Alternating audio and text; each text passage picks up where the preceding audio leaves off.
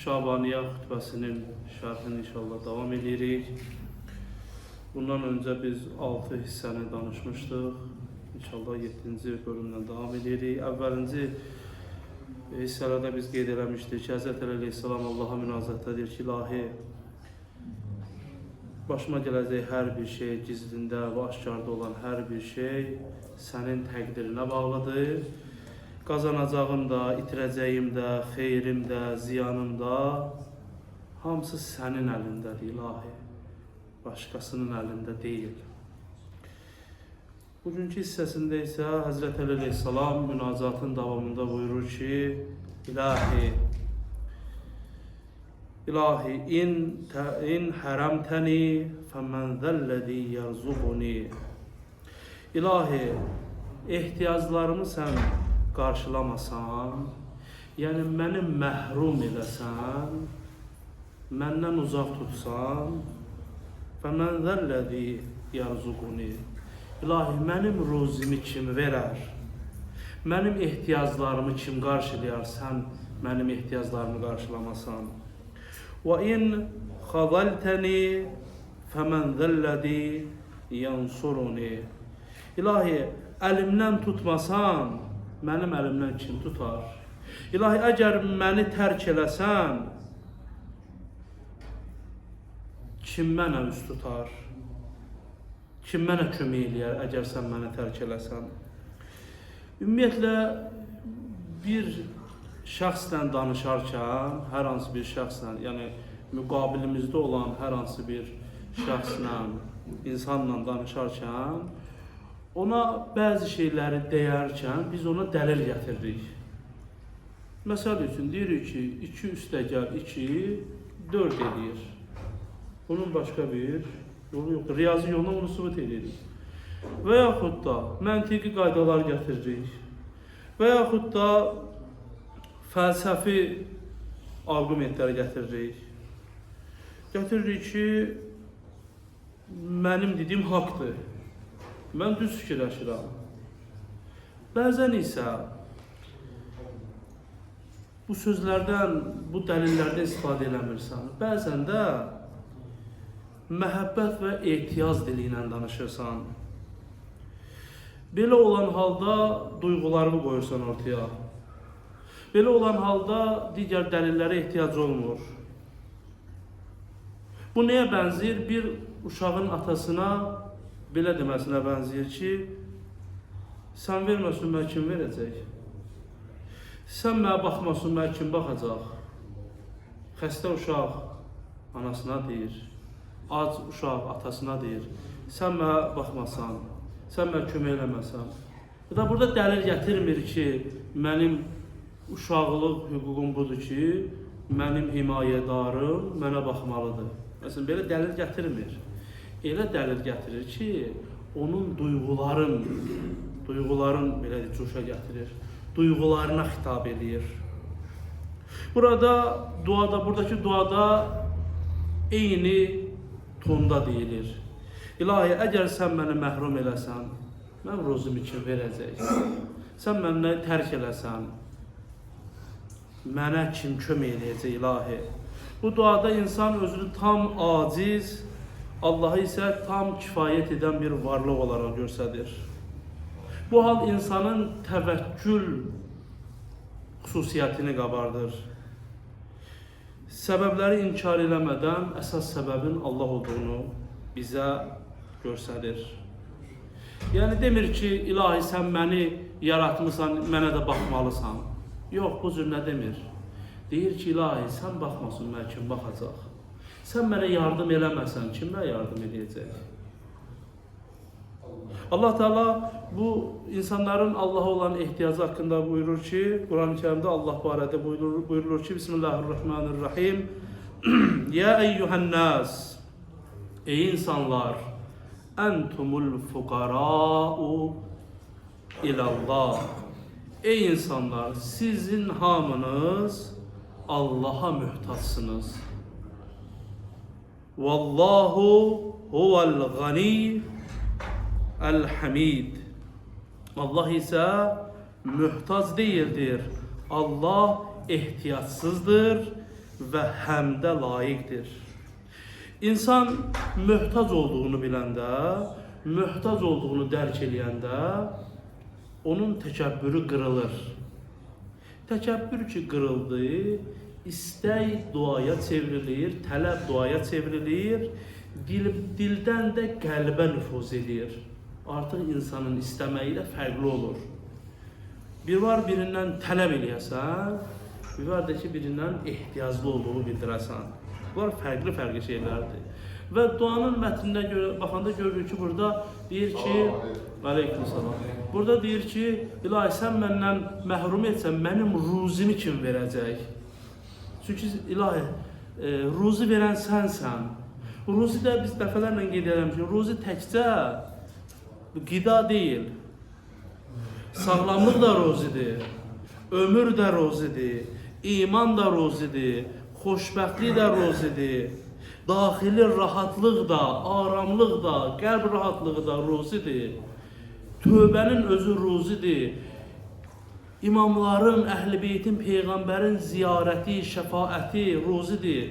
Boş-boşuna biz demirik ziyarəti Aşurada. Allahümmə rzuqna şəfaətəl Hüseyn. İlahi bizə Hüseyn ibn Əlinin şəfaətin ruzi olaraq bəxş elə. Ruzi olaraq bizə İmam Hüseyn əleyhissalamın şəfaətin ver. Demək bunlar hamısı ruzidir.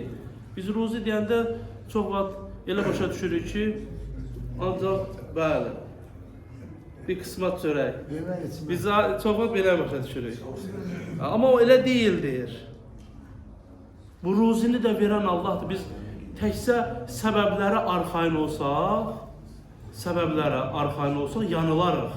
Ki, mən gedib çalışacağım, vuruşacağım, qazanacağım. İnşallah olmasa, qazana bilməyəcəksən. Qazansın da, yenə də onu Allah nəsib edir. O Allahın sən belə deyək, qazanacaqsan, amma onun içərisində Allah olmayacaq. Allahın o ruzi vermə məsələsi sənin o haqqın olanı verəcəyi Allah. Amma onun içərisində, onun qabağında Allah olmayacaq. O sənin qazandığın ruzi ibadət olmayacaq. O ibadət ki Allah Teala ki buyurur ki, hədislərdə var, Peyğəmbərimiz buyurur ki, ibadət 10 qismdirsə, onun 9-u halal ruzi qazanmaqdır, o səndə olmayacaq.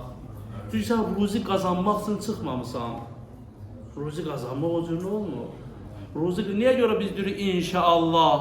Yəni mən addımımda Allahı yad edirəm, Allahı işimdən kənara qoymuram. Rəcəbəli Xəyyat deyirdi ki, Allah dostlarından, Övliyaullahdan idi. Deyirdi ki, Allah, özü də dərzi idi. Deyirdi ki, Allah rızasına görə vurmadığım hər tikiş iynəsi barmağıma batdı. Yəni, nə vaxt ki, eləsəydim, Allah rızası üçün olması deyəm ki, barmağıma batardı. Baxın, insanlar ruzini belə Allah üçün eləyir. Allah Teala Kur'an-ı Kerim'de buyurur ki, Mülk suresinde buyurur ki, Bismillahirrahmanirrahim. Emmen hâzellezî yerzukukum in emseka rizqah. Əgər Allah öz ruzisini kəssə, sizə kim ruzi verə bilər? Kim ruzi verə bilər Allah ruzisini kəssə? Allah elə olur da gözümüzün qabağında olur bəzən. Milyonları olan insanların milyonları bir çırpıda yoxa çıxır. Bir çırpıda əlindən çıxır. Bir dənədir məsəl üçün od düşdü, indi od başqa cür düşür də bəzən. Od düşdü mülkünə, hamısı getdi. Bir də gördün, bunlar hamısı oxşatma kimi deyir. Bir də gördün sahəsində bir dənə külünc vurdu, bir dənə xəzinə çıxdı. Bunlar Allahın işidir. Allah istəsə çox şeyi fərqli edə bilər. Ona görə buyurur ki, əgər məni məhrum etsən, ruzimi kim verə bilər? Ona görə buyurur ki, insan gərək səbəbləri arxayın olmasın. Səbəbləri arxayın olmaq insanın yanlışlığını göstərir. İnsan işinə arxayın olmasın, insan maaşına arxayın olmasın, insan tanışlarına, dostlarına arxayın olmasın. Niyə? Çünki ən yaxşı dost kimdir? Allahu veliyyullezine amanu. Allah iman gətirənlərin dostudur. Ən yaxşı dosta arxayın olmalısan. Çox eşitmişik, sizlər də eşitmişsiniz. Neyi? Dostlarım var idi, düşdüm, dostlarım yoxa çıxdı. Bəli, yoxa çıxdı. Əlim aşağı düşdü, bəli, getdi hamısı. Amma nə? Allah elə bir Allahdır ki, ən çətin anlarında da yanındadır. Bir nəfər İmam Sadiq Əleyhisselamın yanına gəlir, deyir ki, Allahı mənə başa sal. İmam Sadiq Əleyhisselam deyir, gəmiyə minmisən, istəyir, bəli. Deyir, elə olub ki, gəmi qəzaya uğrasın, deyir, bəli. Deyir, elə olub ki, gəmiyə qəzaya uğrayandan sonra suya düşəsən, bir tafta parçasından yapışıb qalasan. Deyir, bəli olub. İmam bilir axı hansı suallara verir. Deyir, bəli olub. Deyir, həmin anda neynəmirsən, kimdən yardım istəmirsən? Deyir, içimdə bir varlıqdan kömək istəmək keçirdi. Həmin o varlıqdan kömək istirdim. Deyir, də Allah da odur. Ən çarəsiz anlarında insan öz fitrətinə qayıdır. Öz dərinliyində Allahın yerləşdirdiyi o fitrətə qayıdır ki, Allah niyə görə deyirlər ki, qəzaya uğrayan təyyarədə ateist tapa bilməzsən? Çünki ən çətin anlarında o fitrətə qayıdır. O fitrətə qayıdır, Allahı tanımaqlıq çıxır üzə ən çarəsiz anlarında. Niyə görə? Çünki hər şeydən artıq əlin üzülüb. Başqa bir çarə tapa bilmirsən. Ruhun səni Allaha tərəf yönəldir. Ona görə deyir ki, Allahdan başqasına arxayın olma. İmam Sadiq Əleyhisselam Allah Teala'nın belə buyurduğunu nəql edir. Hədisi qüdsüdür. Hədisi qüdsü ki, Allah Teala buyurur ki, İnna Allah təbarəkə və təala yəqul. Allah təbarəkə və təala buyurur ki, Və izzəti və cəlali və məcdi. And olsun izzətimə, and olsun cəlalıma, and olsun ərşimdəki uzalığıma, and olsun ki, məndən başqasına ümid bəsləyən hər kəsin ümidini məyusluqla kəsəcəyəm. Ona insanlara ki, ümid bəsləmişdi, məndən ümidini kəsmişdi, insanlara ümid bağlamışdı. Buyurur ki, insanların yanında həmin şəxsə zillət libasını giyindirərəm, alçaqlıq libasını giyindirərəm. Yəni, Allah başqasına əgər ümid bağlayırsansa, elə başqası nöqtəsində qoyar Allah səni. Ona görə də insan özünü arxayınlıqda, güvəndə hiss eləmək üçün nə etməlidir? Daim söykənəcəyi bir varlıq olmalıdır. O da Allahdan başqası deyildir. Duanın ikinci hissəsində nə buyururdu? Əgər məni tərk etsən, əgər məndən əlini çəksən, kim mənim köməyimə çatacaq? Çünki ən yüksək kömək sənsən ilahi, ən böyük kömək sənsən. Allah da Quran-ı Kərimdə buyurur ki, İn yansurkumullah fələ qalibə ləkum.